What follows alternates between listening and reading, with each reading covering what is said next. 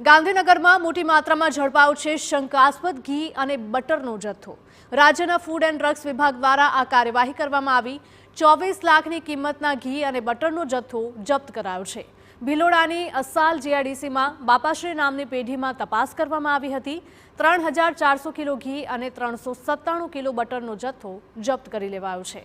તો Aravalli SOG food અને drugs વિભાગ તથા એફએસએલ ટીમની સંયુક્ત કાર્યવાહી।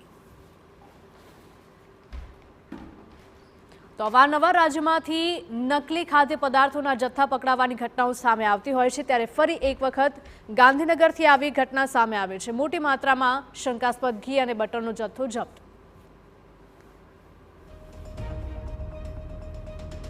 સંવાદદાતા હિમાંશુ પટેલ જોડાયા છે વધુ અપડેટ સાથે। હિમાંશુ, જણાવશો કે મોટી માત્રામાં શંકાસ્પદ ઘી અને બટરનો જથ્થો ગાંધીનગરમાંથી ઝડપાયો છે, શું વધુ અપડેટ? જી, રાજ્યના ફૂડ એન્ડ ડ્રગ વિભાગે ફરી મોટી કાર્યવાહી કરી છે, જેમાં શંકાસ્પદ ઘી અને બટરનો મોટી માત્રામાં જથ્થો જપ્ત કર્યો છે। જેમાં ભિલોડાની અસાલ જીઆઈડીસીમાંથી રાજ્યના ફૂડ એન્ડ ડ્રગ વિભાગ, એસઓજી અને એફએસએલે સંયુક્ત ઓપરેશન હાથ ધર્યું હતું, જેમાં 24 લાખ રૂપિયાની કિંમતનો ઘી અને બટરનો મોટી માત્રામાં જથ્થો જપ્ત કર્યો હતો। જી બિલકુલ, માહિતી બદલ આપનો આભાર। તો ગાંધીનગરમાંથી મોટી માત્રામાં શંકાસ્પદ ઘી અને બટરનો જથ્થો ઝડપી લેવામાં આવ્યો છે અને આ પેઢી ઉપર પણ તવાઈ બોલાવવામાં આવે છે। શું કાર્યવાહી થાય છે તે આગામી સમયમાં જોવું રહ્યું।